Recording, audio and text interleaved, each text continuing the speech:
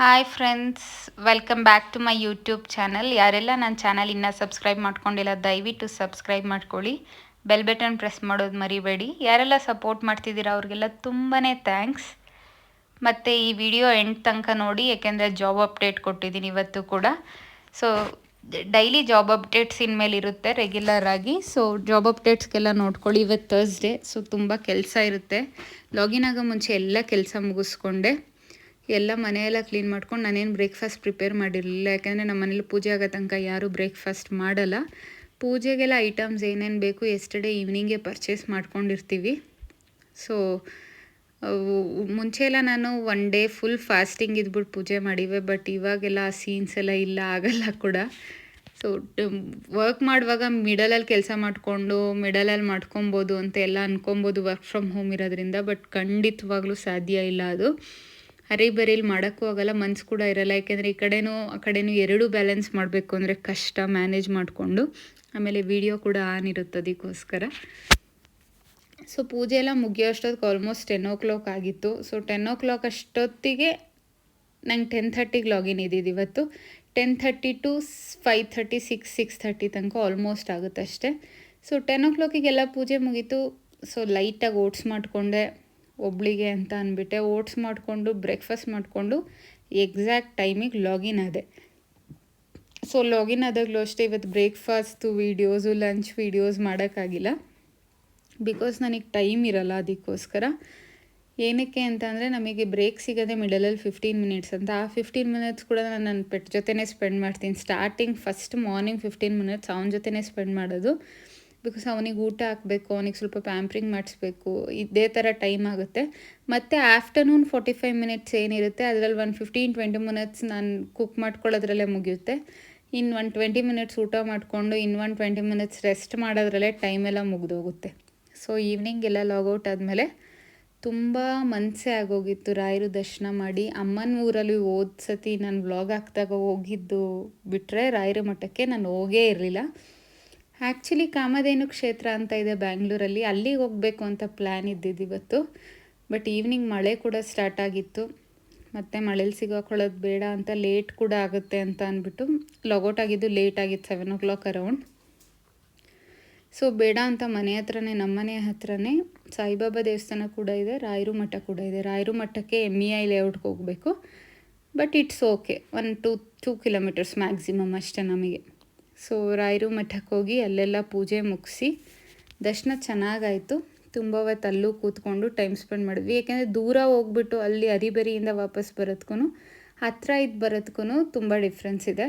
But ಕಾಮಧೇನು ಕ್ಷೇತ್ರಕ್ಕೆ ಹೋದ್ರಂತೂ mini ಮಂತ್ರಾಲಯನೇ ಅದು. ಅದರಷ್ಟು ನೆಮ್ಮದಿ ಕೊಡೋ ಮಠ ಎಲ್ಲೂ ಇಲ್ಲ ಅಂತ ಹೇಳ್ಬೋದು. ಮಂತ್ರಾಲಯ ಬಿಟ್ಟರೆ ಅದೇ.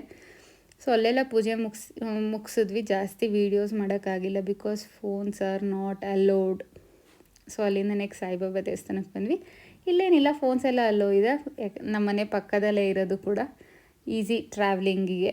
ಸೊ ಸಾಯಿಬಾಬಾ ದೇವಸ್ಥಾನದಲ್ಲೇ ಶಿವನ ದೇವಸ್ಥಾನವೂ ಇದೆ, ಗಣಪತಿ ದೇವಸ್ಥಾನ, ಎಲ್ಲ ದೇವ್ರಿಗೂ ಒಂದೇ ಸತಿ ಸಲ್ಯೂಟ್ ಹೊಡೆದು ಮನೆಗೆ ಬಂದ್ವಿ. ಮನೆಗೆ ಬಂದು ನನ್ನ ಸಿಸ್ಟರ್-ಇನ್ ಲಾ ಇವತ್ತು ಫುಡ್ ಪ್ರಿಪೇರ್ ಮಾಡಿದ್ದು. ನಾನು ಹೇಳಿದ್ನಲ್ವ ನನಗೆ ಟೈಮ್ ಆಗಿಲ್ಲ ಇವತ್ತು ಫುಡ್ ಪ್ರಿಪೇರ್ ಮಾಡೋಕ್ಕೆ ಅಂತ. ಥರ್ಸ್ಡೇ ಆಗಿರೋದ್ರಿಂದ ಫುಲ್ ಮನೆ ಕೆಲಸನೇ ಆಗೋಗಿರುತ್ತೆ.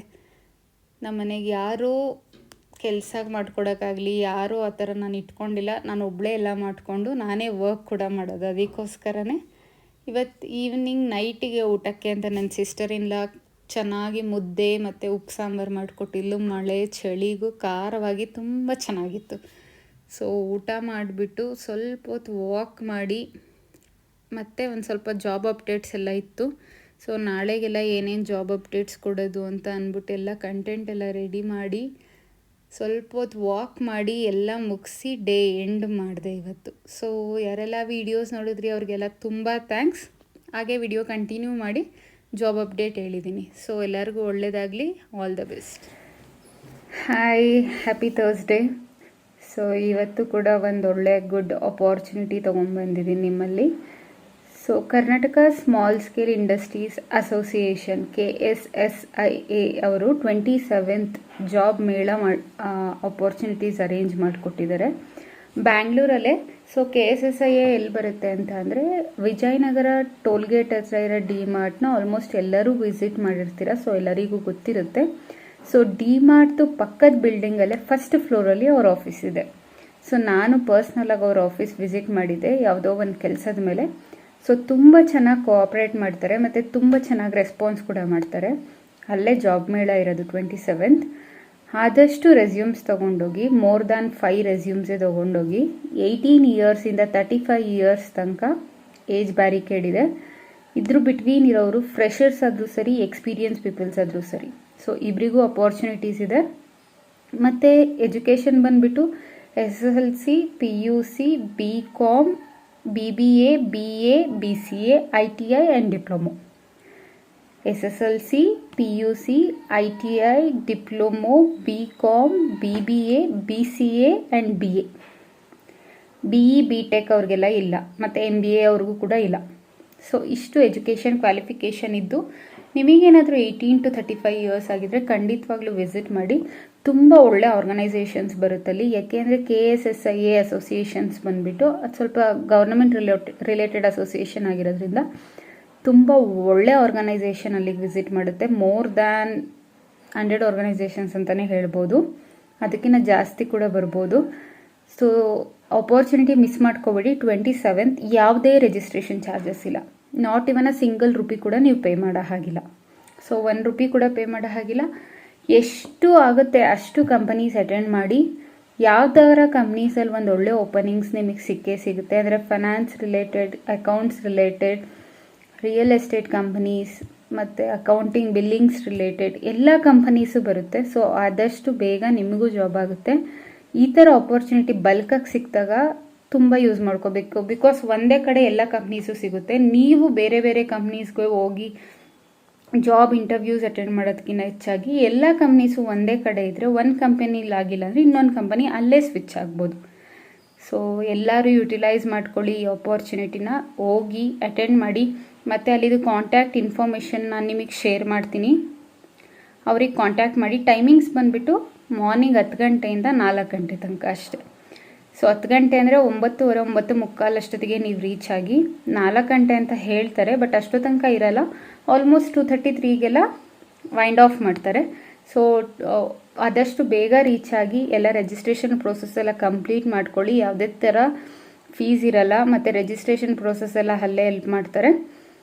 ಸೊ ಅರೌಂಡ್ 9:30ಗೆಲ್ಲ ರೀಚ್ ಆಗಿ ಅಂತ ಹೇಳೋಕ್ಕೆ ಇಷ್ಟಪಡ್ತೀನಿ. ಸೊ ಎಲ್ಲರೂ ಹೋಗಿ, ಯಾರಿಗೆಲ್ಲ ಜಾಬ್ ನೀಡಿದೆ ಅವರು. ಮತ್ತು ಕಾಂಟ್ಯಾಕ್ಟ್ ಇನ್ಫಾರ್ಮೇಷನ್ ನಾನು ಹಾಕಿರ್ತೀನಿ ಕೆಳಗಡೆ ಡಿಸ್ಕ್ರಿಪ್ಷನ್ಸಲ್ಲಿ. ಸೊ ಅವ್ರನ್ನ ಕಾಂಟ್ಯಾಕ್ಟ್ ಮಾಡಿ. ಏನಾದರೂ ಡೌಟ್ಸ್ ಇದ್ದರೆ ಆದಷ್ಟು ಜಾಸ್ತಿ ರೆಸ್ಯೂಮ್ಸ್ ಕ್ಯಾರಿ ಮಾಡಿ, ಮತ್ತು ID ಪ್ರೂಫ್, ಫೋಟೋಸ್ ಎಲ್ಲ ಕ್ಯಾರಿ ಮಾಡಿ. ಎಲ್ಲರಿಗೂ ಒಳ್ಳೆಯದಾಗಲಿ. All the best. Thank you so much.